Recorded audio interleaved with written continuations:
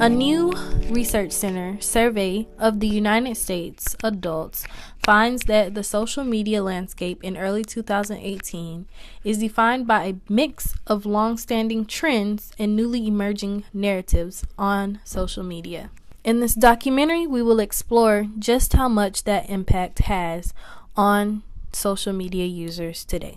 My perception on social media is that a lot of people try too hard to impress other people based off of what they see as successful. So if they see a man in a wig is making a lot of money off social media because he's funny, then they're going to try to do that. Or like if they see a girl wearing heavy makeup and always posing naked, then they're going to do that because that girl's getting a lot of likes. So it can really affect the way that people think and how they act on social media versus how they act in real life. Social media marketer Jillian Stafford from Jam Social Media Lab tells us about the background and logistics of social media usage. While interviewing her, I discovered just how much of an impact someone must have to earn social media influencer or blue check status. Instagram is very unique in that you don't have to, unless your account is set to private, you don't have to know someone or ask to be their friend to see their stuff. You can just see people's content. And Twitter's the same way, but Instagram is like that on a visual level. So in the beauty industry relies on being visually appealing to sell their product. So on Instagram, it's relatively simple to become a bit of an influencer and build up a large following using things like hashtags and just connecting with the right people and reaching out and talking to people. And it's very simple to grow your network and therefore grow your reach and therefore grow your marketability as an Instagram user. So beauty companies are now looking at these people that have this really big following, and they're sending them their product and saying, hey, do you want to try this? And say something nice about us, and we'll either give you free product or we'll give you a free product and X number of dollars depending on your follower count or how in demand you are. And it's extremely impactful because now especially young millennials and younger are looking more towards Instagram to find what's new, what's trending, and how to look their best. An article entitled Unattainable Beauty Standards by Media Today says that 25% of search results for the world's top 20 largest brands are links to user-generated content, which leads to 34% of bloggers that post opinions about their products, leading to more sales. When talking to a specific student, their opinion was that social media is more of a business marketing place. It all depends on how you want to use social media. If you're more of a business type of person and you want to get your material out there and you want to start your career, it's the best way to go. If you're a social person or whatever and you want everybody to know what you're doing and you're just using it for your own benefit, then or on your all leisure time, then that's what social media for. Jillian Stafford talks to us about people who try too hard and end up buying followers on social media. She tells us whether or not that's a good idea and how the evolution of Instagram has changed over time. In 2018, we reached a point where that arena is just full of people that are out there trying to be influencers, and it's just saturated. And so because of that, it's become extremely competitive. There are also things out there where you can, buy followers, and you can, which Instagram cracks down on a lot. But they don't crack down on all of them because it's impossible to track all those things. So there are people out there with fake followers and that are just trying to help them build their numbers and look more important than they really are. And there are people out there who are trying to do it right, and they're just trying to put out really great content and use the right hashtags, and they're just pouring their lives into it that aren't succeeding. And then there's people out there that just kind of start something on a whim, and maybe they buy some followers and they're doing really great. And it's really kind of a crapshoot whether or not you're going to succeed on Instagram and become that 50,000 follower influencer with the blue check by your name. Deanna Johnson, Miss Georgia 2016-2017, also a top 10 vocalist on The Voice. She tells us of her journey on social media as a blue check user and also her opinions on how to maintain social media influence. What's great about having a big following is that, and it's not even that big of a following, I have like 23K, but what's great is if I am doing fashion, I get brands that will reach out and be like, oh, hey, we'll send you free stuff if you post this. And it's, you know, I get free stuff. That's always nice. And I think it's super important, especially if you're in like a business or want to be in a business where marketing and branding is a huge part, which I'm doing fashion. So, I mean, it's a main part of what I think my career is going to be. So I think it's very, very important.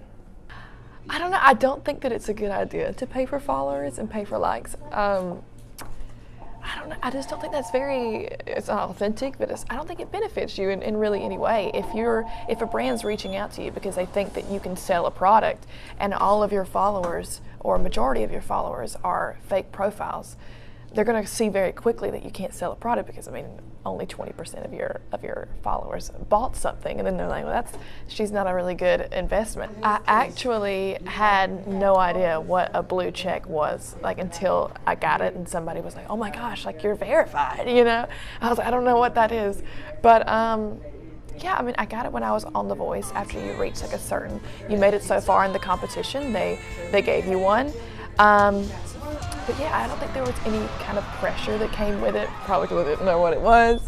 But yeah, I think that it's really cool because I think people can find you quicker, and they automatically don't assume that, you know, you're a fake profile, which is awesome. But besides that, I think that somebody with a verified account and somebody without a verified account can kind of do the same thing. I know accounts that have millions of followers that aren't verified. So I think it's all semantics. I don't think it really matters that too terribly much, but it's nice to have. When talking to a student about her opinion on how social media influences younger generations, she seemed to have a lot more to say on how they go about influencing on social media.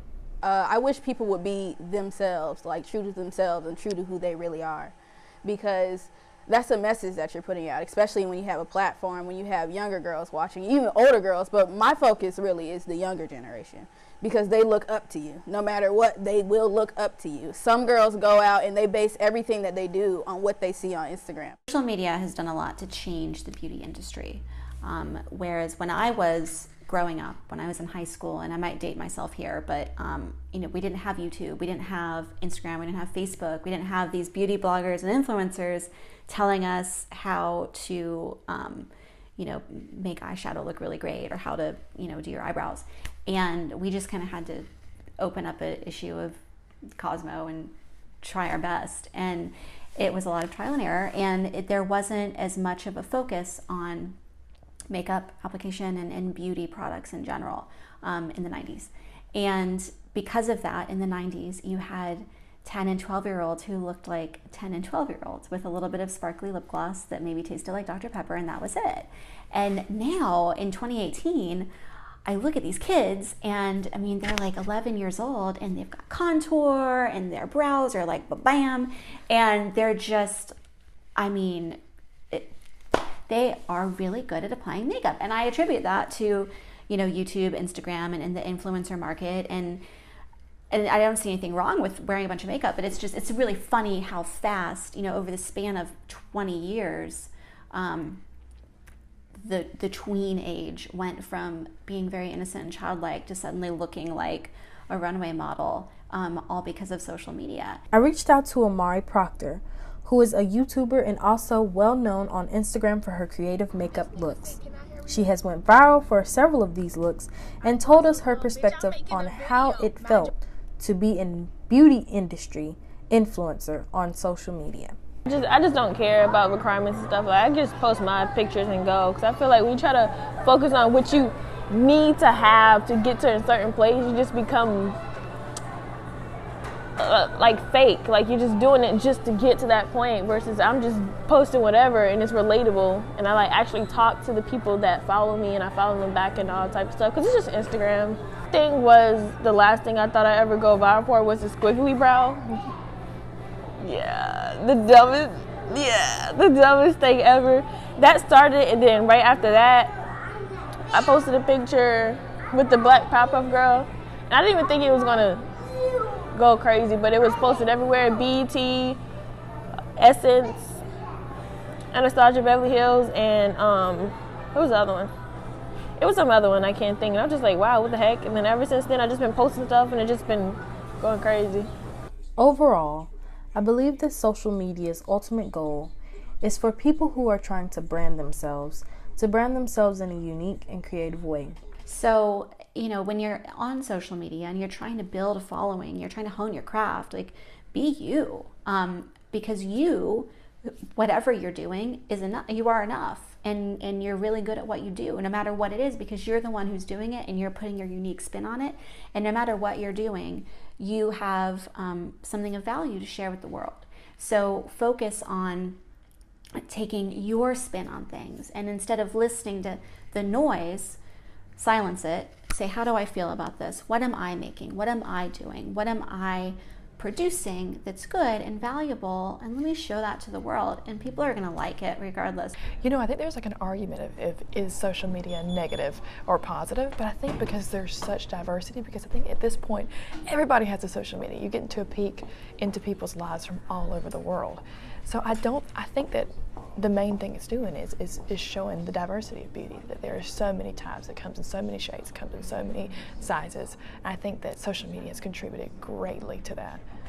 Media is so powerful, bro. Like, people DM me all the time, like, you inspired me. Like, even with braces, I don't know if that has anything to do with beauty, but like, people with braces, like, I did the emoji braces thing, and people are like, oh, you make me happy to have braces. Like, I smile now, and I want to do makeup now. You inspire me. I'm like, oh my gosh, like, who am I? But you're welcome, I guess. I don't know. So that's good to, like, know that I can help people be happy, I guess, without even trying, like, just doing whatever. I am beautiful. I am beautiful. I'm beautiful. I am beautiful. I am beautiful. I am beautiful.